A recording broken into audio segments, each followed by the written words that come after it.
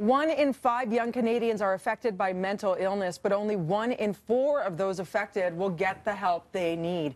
Jack.org is the only Canadian charity training and empowering a network of young leaders who are revolutionizing mental health. Joining us this morning is the founder, Eric Windeler, and student speaker Daniel Derkach from the Jack Summit, as well as just a small sample of all of the youth from across the country, West Coast to East Coast, who are converging this weekend, beginning tomorrow through Sunday, for a very important summit. Welcome, all of you, and to everybody watching from the hotel rooms.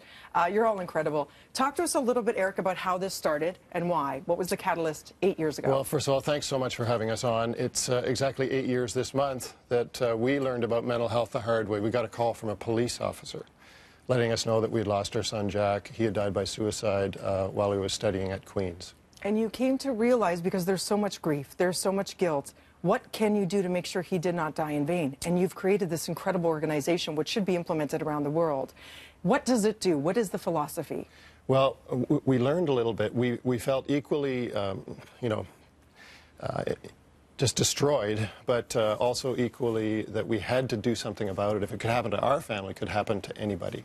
Yeah. And so we started out initially working with Kids Help Phone and then with Queen's University, and then we had a big pivot and we said, we got to stop talking at young people. We've got to hand over the conversation to young people. Yes. And it was actually the very first Jack Summit in 2013 where we started that, and we sent out emails across the country, and 200 students from about 400 that applied came, and that was the start of turning it over to young people. You call it a pivot. I think it's a breakthrough, because how do you get through to the minds of somebody who's suffering and no one else can see or know, and it's peer to peer. So talk to us a little bit. You are one of those people, Daniel. You're a student speaker. So why did you want to get involved, and what have you noticed in this peer-to-peer strategy?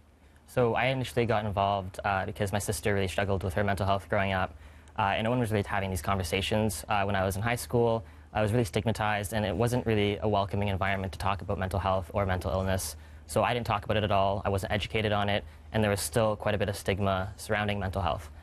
So it wasn't until university I started studying neuroscience. I got more involved on campus that I learned about Jack.org, and they were the only real organization that I found actually promoting these kind of conversations around mental health. So I decided to speak up, become a speaker, and try to promote that conversation amongst my peers. So what will happen over the course of the next 3 days? We have these incredible young men and women who will be gathering, going through training, is it? How does that flesh out? Well, there's 3 programs. The Summit was the first one. It's really all about skill development, leadership training, as it applies to mental health advocacy. So we bring these students together, they connect, they get inspired, they make lifelong friendships. It's amazing. And then they go back to their communities, sort of super empowered to do better work, connect more people to this conversation, connect more people to resources. It's an amazing, uplifting, let's just say not a traditional mental health event. And every community has its own unique challenges. So that's why it's so important to connect and have these youth leaders from across the country. So I'm going to zone in here. Hi, guys. Hi. So you are all university college age. What have you noticed so far in this training and in this program?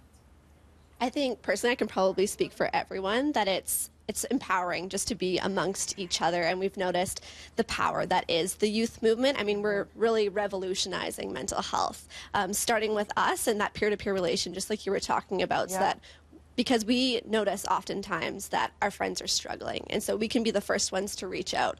So we're learning about those conversations that we need to be having and to be really open about our mental health. So high school students, hi guys. I wish I had something like this around in high school. Why did you decide to take part in Jack.org and the summit?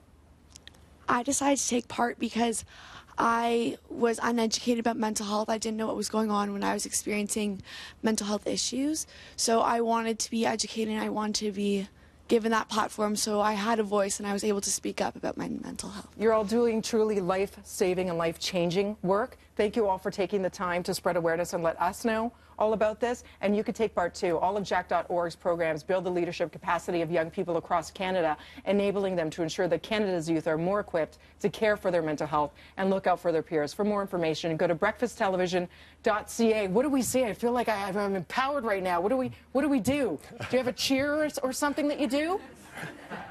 Well, we're all rebels trying to revolutionize mental health. How's that? Let's just say, go team! Go team! I'm so cheesy. I bust out the 1980s stuff. Thanks, guys. Right now, over to our awesome teammate, Tammy.